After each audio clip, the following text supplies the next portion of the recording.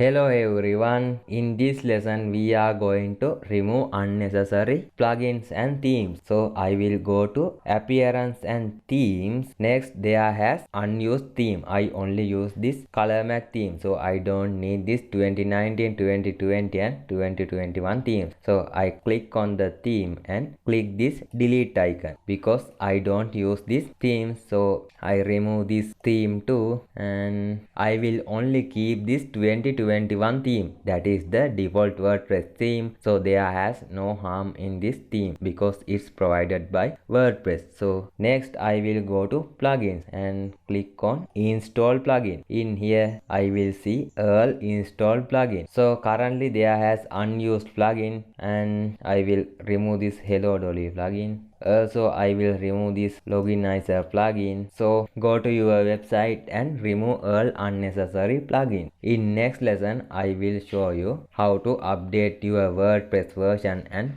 themes and plugin of your WordPress website.